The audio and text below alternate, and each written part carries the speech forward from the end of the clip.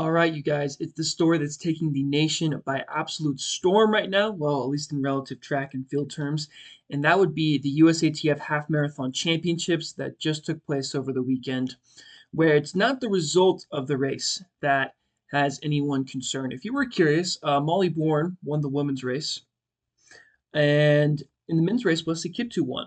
You probably haven't seen any of that coverage, but there's that for you.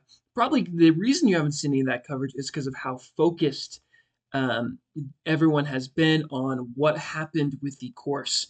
If you just do a quick Google search, you'll see articles by CNN, the BBC picked it up, the New York Times picked it up. I was watching PTI the other day, an ESPN sports show, and they picked it up. And this is really, really a story that has blown up and has gotten a lot of attention. And I figured I'd give you the latest on what is happening with it right now because there have been a lot of developments that I don't feel like people are talking about enough.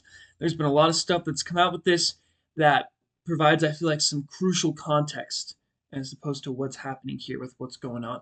So, this comes from Runner's World magazine, and they gained this report, and I think it is very crucial to kind of give some context of why we just all of a sudden went off course here. And so I'm going to go ahead and quote their article, and it says the errors following the cascading series of events that began when an officer assigned to the race was struck by a driver of a vehicle not far from the intersection where the athletes were misdirected. Nielsen Street and Ted Turner Drive, according to the release by the Atlanta Track Club. Nearby, officers responded to a report of an officer down in the Atlanta Track Club found. That left several race intersections, including one in question, briefly unattended. The Atlanta Police Department then backfilled this intersection with personnel who would help keep runners safe while helping first responders through the intersection to reach the officer down, according to the release. The injured officer was safely loaded into an ambulance and taken to Grady Hospital. He was then released later that day. However, after the ambulance left, the race cones weren't reset, per the release. So, despite knowing the course, according to the Atlanta Track Club, the driver of the lead vehicle believed that the race was being rerouted and followed a police motorcycle in the wrong direction. The three lead women, Jess McLain, Emma Grace Hurley, and Edna Kurgat, followed, eventually running about an extra kilometer. So I think that's pretty crucial to know that, there's been a lot of criticism that maybe these athletes should have just known where the race was supposed to go and follow the race course, or, it's just a complete failure by the Atlanta Track Club. And really, neither of those are the case in this instance. This is a very complex story. It has to deal with, unfortunately, an officer getting struck by a vehicle and cones not being put back, which you can understand because that wasn't probably their first priority in this instance, and really just causing this large chain of events that led to these three women being let off course and ultimately not even finishing in the top 10 of the race, except for one of them.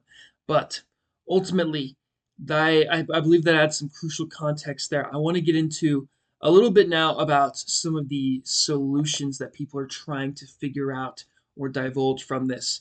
Really interesting. I want to read to you something actually from David Roach. For those of you who don't know David Roach, he's the Leadville 100 course record holder. He is an awesome trail athlete. He's one of the best in the world right now, and he coached one of the athletes that had the misguidance, the miscalculation there out on the race course. And he provides the three following examples. And I'm going to go through these and I'm going to give you whether if I agree or disagree with them. And, okay, so number one, double podium for the national championship honors, which is important for bonuses and futures opportunities.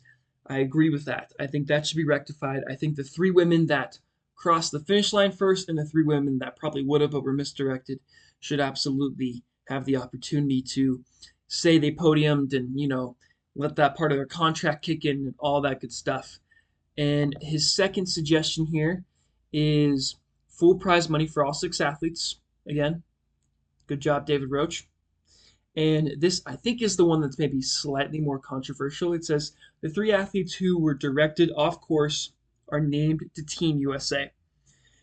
And that's the other reason this is a very big deal, is that this half marathon was part of the world selection process, as I'm sure you've probably heard. And so it is very important that we send our best 3 athletes to the World Half Marathon Championships if they so desire to compete. And so this was a big deal. And I want to get into maybe why that is slightly controversial, and I'll ultimately leave it up for you to decide, but I'm going to give you all the stats and statistics here as far as splits goes of maybe why that you can't just send those top 3 immediately off to go. Um, so they gave 4 split marks throughout the race. They gave it at 5K, 10K, 15K, and 20K. And at 15K, which is the last split mark we had before the 3 women went off course, um, Emma Grace Hurley, Edna Kurgat, and Jess McLain are all running right together at 49:11 for 15K. It's 5:13 per mile up to that point. And the eventual winner is Molly Bourne, who ends up 21 seconds back at this split. So she's not out of it, which I think is important to note that Molly Bourne is not out of it at 15K. Now, if you want to jump forward to the finish line, which is roughly 21K, you have Molly Bourne, who wins the race in 109.43. Carrie Elwood, who was right around Molly as well, finish just 4 seconds back. And you have your cluster of the women who took the wrong turns. You have Jess McLain in 9th, Emma Grace Hurley in 12th, and Edna Kurgat in 13th. So let's just use Jess McLain as the best example here. She ends up being 1 minute and 44 seconds back. So no one is denying that clearly this affected their race, that this was something out of their control, and basically it caused them so that they could not win the race at all. This is a clear hindrance and a clear misstep. But with that being said, you can't just predict the future and say those 3 women were going to automatically get the spots when you have Carrie Elwood, who finished second overall at 15K, was 5 seconds back. You're not meaning to tell me that maybe one of those girls would have faded and Carrie Elwood would have gone anyways? We can't just say the race ends where they took the misdirection. We can't do that either. So it's this really tricky scenario, and ultimately I just want to maybe provide this ulterior perspective of, there was a girl who was only 5 seconds back and a girl that was only 21 seconds back with 6K left to go, and this is a long race, and 6K is a long distance in the back half of a half marathon, and we don't know what would have happened. One of those girls could have faded, and maybe they would have got on the team, and now they're not going to get on the team because people are saying, oh, well, you just need to put those 3 women that misdirected anyways. It's an impossible situation. I obviously see the other side of it where these women were clearly cheated and probably should be put to the national team because, they were in the lead and it was something completely out of their control that caused them to, go the other way. And it's to be honest, I don't even really blame the Atlanta Track Club for what happened. It's just one of those freak kind of accident situations. And so let me know what you guys think down in the comments. If you feel like it's fair to just, throw these top 3 women in, or if you feel like the 3 women that went off course should be the ones that represent Team USA. It is super interesting. I would love, I know the World Athletics would never do this, but can we just send 6? I promise we didn't do this on purpose. It won't happen again. But can we just send 6 to the World Championships? But obviously that will never happen. But something's got to be done. I do not envy the USATF selection committee in this process. They have until, I believe, May to figure this out. So that's going to be so interesting to see what they end up doing. My gut tells me that they're just going to take the 3 that cross the line first, and maybe just give extra cash to the 3 that went the wrong way. Because I don't know if you can really take that opportunity from the 3 that crossed the line first, although admittedly, right, that opportunity was taken from the 3 that took the wrong turn. So this is a really complex issue. I don't think it's as cut and dry as everyone thinks it is, where they just need to send the 3 that took the wrong turn, or that they just need to send the 3 that went through. It kind of just sucks all around. and it's something you hate to see.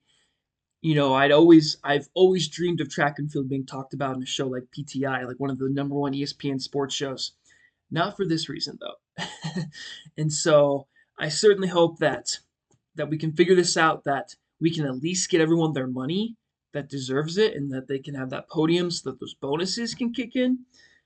But let me know what you guys think down in the comments. And yeah, thank you for listening to this short, sweet, and condensed version of the Last Lap podcast. Deuces.